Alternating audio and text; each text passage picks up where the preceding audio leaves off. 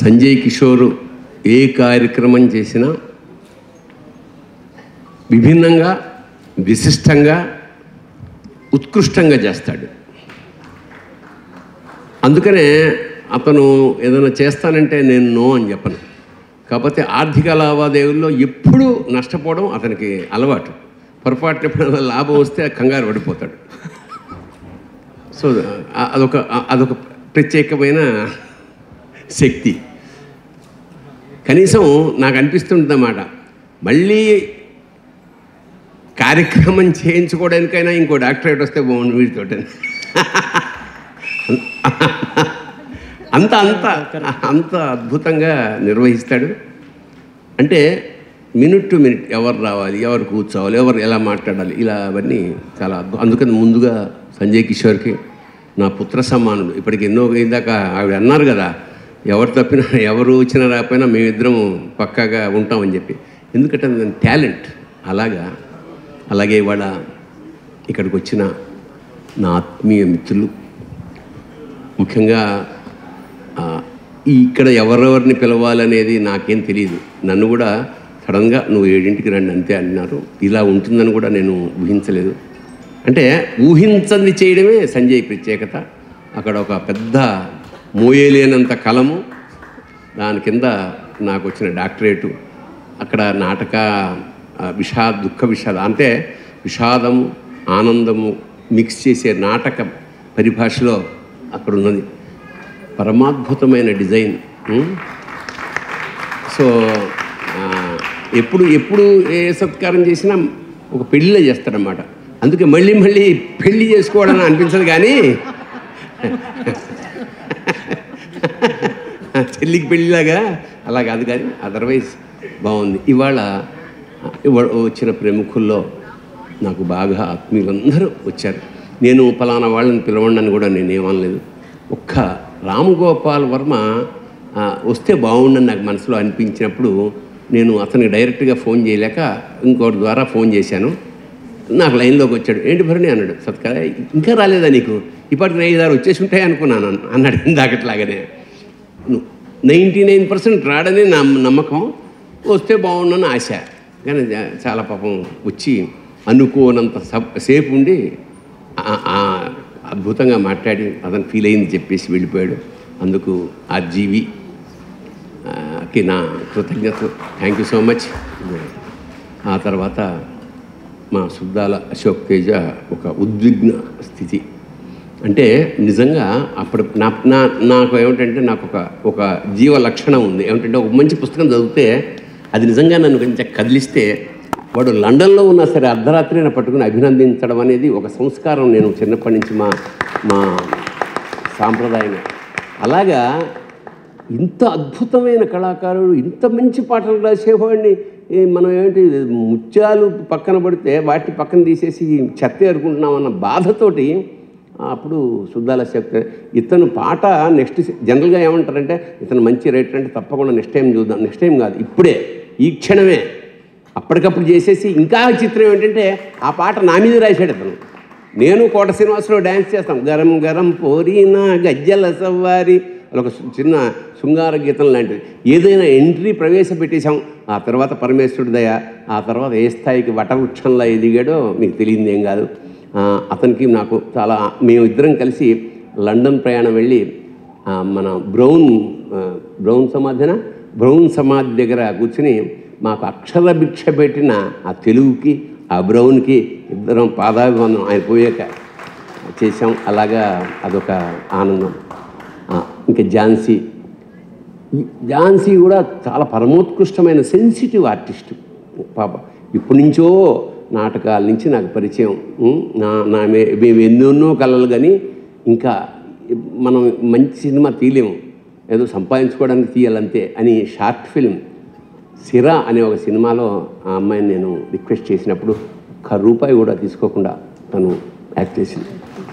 ఇవాళ ఈ మధ్య ఎప్పుడో సినిమా చూస్తే ఏమిటి ఆ పర్ఫార్మెన్స్, అసలు ఒక్క డైలాగ్ కూడా ఉండదు మాకు, మా ఇద్దరికి ఒక్క డైలాగ్ కూడా ఉండదు. అది ఆ ఎక్స్ప్రెషన్స్ కేవలం కళ్ళతోటి అభినయంతో మాత్రమే ఇవ్వాలి. అలాగా ఝాన్సీ చేయడం. మళ్ళీ మొన్న చూసినప్పుడు కూడా ఎంత అదే why this people are not utilizing Jhansi. ఒక అంత మంచి కళాకారిని ఎందుకు ఉపయోగించుకోలేకపోతున్నారు? ఆ అమ్మాయి కూడా కసి ఉన్నట్టుంది. మొన్న ఒక నాటకం రాసి పారేసింది, అంత దుమ్ము రేపేసింది. నాటకం రాసి డైరెక్ట్ చేసింది. అది తెలుగు నాటక రంగంలో ఒక సంచలనం. సంచలనం అంటే అంత బోల్డ్ నాటకం. అంటే అది సినిమాగా తీస్తే నిషేధిస్తారు. నాటకం కాబట్టి నడిచింది, కానీ సినిమాగా ఇస్తే 32,000 కట్లు పడతాయి, ఓ 2-3 ముక్కలు మిగులుతాయి. అంటే ఆ నిజాయితీని అలా బాలుచుకుని కొడితే అసలు అదిరిపోయారన్నమాట. ఈ వర్షాకుడు అది మళ్ళీ ఇంకా చిన్న చిన్న కరెక్షన్స్ తోటి మళ్ళా వస్తాయనుకుంటాను. ఇలాగా ఇంకెవరి గురించి వీడు అంటే మంజు భార్గవ్ గారు పాపం అక్కడెక్కడి నుంచో వచ్చి బెంగళూరు నుంచి వచ్చి అంటే వచ్చేలా చేస్తాడు ఇతను. అందువల్ల మొత్తానికి వచ్చింది. పాపం ఆనందించి, ఇప్పుడు వచ్చిన వాళ్ళంతా ఆనందించి ఆశీర్వదించారు, ఈ ప్రోగ్రామ్ని ఆస్వాదించారు. ఆ తర్వాత పురాణ పండగ మైకు పావు గంట అరగంట కుదరదు, 1-2 గంటలు అలా మాట్లాడాల్సింది. ఆ సముద్రాన్ని ఓ చెంచాలో చేసి ఓ తీర్థంలా నాకు ఇచ్చాడు శివోహం. అంతకన్నా నేను పురాణ పండుగ గురించి ఏమీ చెప్పలేను. అలాగా ఇంకా ఎవరున్నా సరే, వీడు ఇందాక పాట రాశాడు, మీ అందరికీ తెలుసు. వీడి ప్రతిభ మామూలుగా అన్ని వైపులా విస్తరించి ఎంత అందంగా రాశాడు. మురిసిపోయాడు రామ్ గోపాల్ వర్మ, ఎంత బాగుందని. బంటి అనుకుంటా మ్యూజిక్ చేస్తా, చాలా చక్కగా చేశాడు. నా జీవితాన్ని నాకు మళ్ళీ తమాషాగా ఒక చిన్న ఫ్లాష్ బ్యాక్, ఓ షార్ట్ ఫిల్మ్ చేసిన అనుభూతి కలగజేశాడు. అందుకని బాలాదిత్యకి జనార్దన మహర్షి నా పుత్ర, వాడు నా పిల్లాడు, మా ఆవిడికన్నా ముందు నా జీవితంలోకి ప్రవేశించాడు. అది ఆశ్చర్యం. అతని ఉద్వేగం అవి చూసాం కదా. ఇవాళ్ళు కూడా అంటే నేనంటే ఎంత గౌరవం ఉన్నాను ఒకటి చెప్తాను. ఎప్పుడైనా ఫోన్ చేస్తే వెంటనే కట్ చేసేస్తాడు. ఎందుకంటే ఆ ఫోన్ బిల్లు నాకు పడిపోతుందేమో అని నేను ఫోన్ చేస్తే కట్ చేసి వెంటనే తను ఫోన్ చేస్తాడు. చిన్న విషయమే కానీ ఎంత హృదయంగా ఉంది. That is the beauty of Janardhana Maharshi. అంటే మా ఇంట్లో కుర్రాడు ఉన్నట్టు లేకపోతే ఒక ధైర్యం వాడు. అలాగా జనార్దన మహర్షి. ఇంకా ఎవరున్నారమ్మా? పెద్దిరెడ్డి గణేష్. అతను ఇక్కడ కాదు, సూర్యాపేటలో చూడాలి ఆయన ప్రాభవం. అక్కడ అతను చాలా గొప్ప కవి. బాలసుబ్రహ్మణ్యం ప్రాణం ఇచ్చేస్తాడు. బాలసుబ్రహ్మణ్యం గారికి అంకితం చేస్తూ పుస్తకం రాశాడు. అప్పుడు వేల మంది సమక్షంలో అతనికి గండపెండేరు గడిగాడు బాలసుబ్రహ్మణ్యానికి. అంత వైభవంగా చేశాడు సూర్యాపేటలో. మమ్మల్ని అందరినీ కూడా ఎప్పుడైనా తీసుకెళ్ళి సాహితీ కార్యక్రమాలు నిర్వహిస్తూ ఉంటాడు. అందుకు అతను చాలా సోమంచి రామశ, 3 బ్రదర్స్ వాళ్ళు, వ్యాపారస్తులు. కంగన్ వాటర్ అని ఆ వాటర్ సప్లై అవి చేస్తుంటారు. మా శిష్యుడు భార్గవ్ తోటి ఫైనాన్షియల్ పార్ట్నర్స్ అనుకుంటా బహుశా. వాళ్ళు కూడా నా మీద ప్రేమతోటి, వాత్సల్యంతో వాళ్ళు చాలా అంటే వేరే ఊర్ల నుంచి, బెంగళూరు నుంచి, కడప నుంచి, కర్నూలు నుంచి. ఇప్పుడంటే టైం అయిపోయింది, 8:58 అయింది. దర్శకుడు వెళ్ళాల్సిన టైం ఉంది. టైం భోజనాల టైము, బస్సు టైము, రైళ్ళ టైము, కాళ్ళు కట్టుకోవాల్సిన టైము, గ్లాసులు కడుక్కోవాల్సిన టైము, బోల్డంత టైము. అంచేత మనం ఎవరిని ఆపలేము స్టిల్. సో అంచేత నిజంగా ఇది ఒక బాగా ఆత్మీయ ఆలింగనం లాంటి ఒక సభ ఇది. ఎక్కడెక్కడి నుంచో వచ్చే అయ్యో మా పురుషోత్తం రెడ్డి గారు అని ఒక బాబాయ్ అంటాడు నన్ను. నా పుత్రుడు లాంటి వాడు. కెనడా నుంచి వచ్చాడు. అఫ్కోర్స్ ఈ పని మీద రాలేదు, కానీ కెనడా నుంచి వచ్చి మొన్న తిరుపతి వెళ్ళి వాళ్ళ ఊళ్ళో ఈ ప్రోగ్రాం కోసం మాత్రమే ఇక్కడికి వచ్చి మళ్ళీ రేపు పొద్దున్న వెళ్ళిపోతున్నాడు అన్నమాట.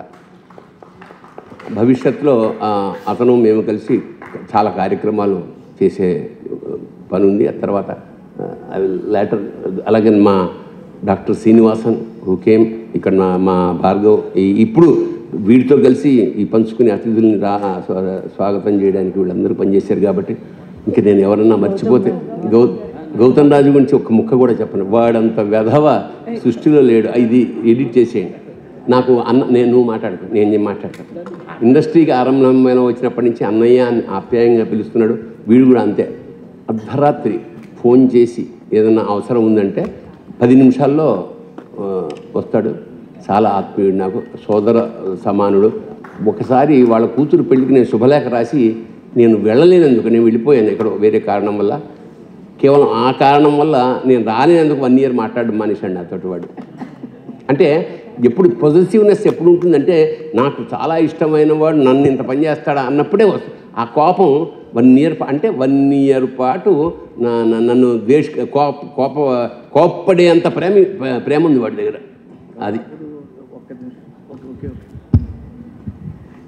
ఈ ప్రపంచంలో ఒక్కొక్క మనిషిని భగవంతుడు మనకిస్తాడు, ఆప్తుల్ని ఇస్తాడు, స్నేహితుల్ని ఇస్తాడు. వాడి వల్ల మనకి ఎంతో ఉపయోగం పడుతుంది. కానీ నేను అన్నయ్య గురించి ఒకే ఒక్క మాట మాట్లాడతాను. నా ఇష్టదైవం వెంకటేశ్వర స్వామి. కొండల్లో నెలకొన్న కోనేటి రాయుడు ఆ వెంకటేశ్వర స్వామి అయితే, నా గుండెల్లో నెలకొన్న కోనేటి రాయుడు డాక్టర్ తనికెళ్ళ భరణి. అంతకంటే ఎక్కువ చెప్పలేము, ఇంకా మాట్లాడు. సరే, ఇది సినిమా, ఇది ఊరికే మొన్న డాక్టరేట్ ఇచ్చిన సందర్భంలో వీడు ఎలా అయితే పాట రాశాడో అలాగే నా ఫ్లాష్, నా జీవిత చరిత్రని 2 పేజీల్లో కుదించి నా తెలంగాణ యాసలో రాశాను ఊరికే. ఇది పత్రికల వాళ్ళు ఉంచుకోవచ్చు, ఎడిట్ చేసేయచ్చు. నా గోస పొద్దుగా ఎవరెవరికి కృతజ్ఞతలు చెప్పుకోవాలంటే, నేను పొద్దుగాల లేవకుంటే తిట్టిన మా అయ్యకి, పెన్సిల్ ప్రైజ్ వస్తూనే ముద్దెట్టిన మా అమ్మకి, లెక్కలు రాకుంటే నన్ను కొట్టిన మా సారుకి, యాడున్న డాక్టరేటు గౌరవాలు వారికి, తలుసుకుంట అందుకున్న భరణి ఒట్టి పేరుకి, ఆటలల్ల బేకారు చదువు ఏమో పూరు, డుమ్మగొట్టి రోడ్ల పొంటి తిరగమంటే షేరు, బస్సులకిచ్చే పైసలు పాయ మార్నింగ్ షోలకి, బస్సులకిచ్చిన పైసలు పాయ మార్నింగ్ షోలకి, ఇంటికొచ్చుడు ఎప్పుడంటే ఆకలయ్యే యాలకి, కింద మీద పడి బీకామ్ 3rd క్లాస్లో పాసు, 1/2 చాలతోని చేస్తే టైంపాస్, దమ్మారో దమ్ టైము, దమ్మారో దమ్ ఆశ, అప్పుడు దమ్మారో దమ్ టైము, సిగరెట్లు దోస్తులు, పోరిలకు లైటింగులు, ఇళ్ళల ఫైటింగులు, అమాల్ బస్తీ రౌడీలతో మనకి మంచి సోపతి, అమాల్ బస్తీ రౌడీలతోని మనకి మంచి సోపతి, జైళ్ళకు పోలేదు కానీ తప్పే పెద్ద ఆపతి, చుక్కాని లేని ఓడలెక్క మునిగిపోయే యాలకి, చుక్కాని లేని ఓడలెక్క మునిగిపోయే యాలకి, దేవుడోలే రాళ్లపల్లి చెయ్యిచ్చి లేపి మీదికి, ఆడికెళ్ళి నాటకాలు అలవి గాని ప్రైజులు, పేరు మారుమోగంగానే సినిమా మీద మోజులు, మొట్టమొదట మద్రాసుకి రచయితనైపోతినా, లేడీస్ టైలర్ రాసి ఆడ జెండ పాతిన, 50 సినిమాలు రాస్తే మంచిగొచ్చే పేరు, 50 సినిమాలు రాస్తే మంచిగొచ్చే పేరు, పైసలు ఎగదొబ్బుతుంటే మారిస్తిని గేరు, పెన్ను మూసి రంగు పూసి సురువు చేస్తే యాక్షను, పెన్ను మూసి రంగు పూసి సురువు చేస్తే యాక్షను, జాబ్ సాటిస్ఫాక్షన్తో జేబు సాటిస్ఫాక్షన్, అప్పుడు ఇంకా బూజు దులిపి చదువు మల్ల మొదలు, మార్కుల కోసానికి కాదు మనసు నిండా నీకి, పుస్కాలకి పుస్కాలే కరకర నమిలిన, గ్రంథసారం అంత పింది గుటుకు గుటుకు మింగిన, కావ్యాలను గ్రంథాలను కరువుదీర చదివిన, అక్షరాలు పోగు చేసి ఆటలెన్నో ఆటిన, ఆటగదరా శివ, తెలంగాణ యాసల శివస్థుతులు మస్తు రాసిన, తెలుగు భాష కోసం నా వంతు సేవ చేసిన, నా కష్టం గుర్తించిన SRU వారు ఊహించని తీరు డాక్టరేటును ఇచ్చిండ్రు,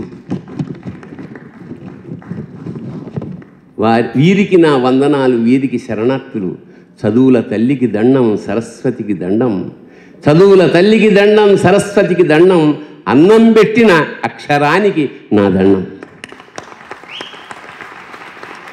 స్వస్తి.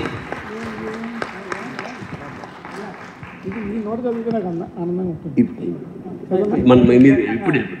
అయిపోయింది, రేపు మీరు అన్నారు కదా. Thank you.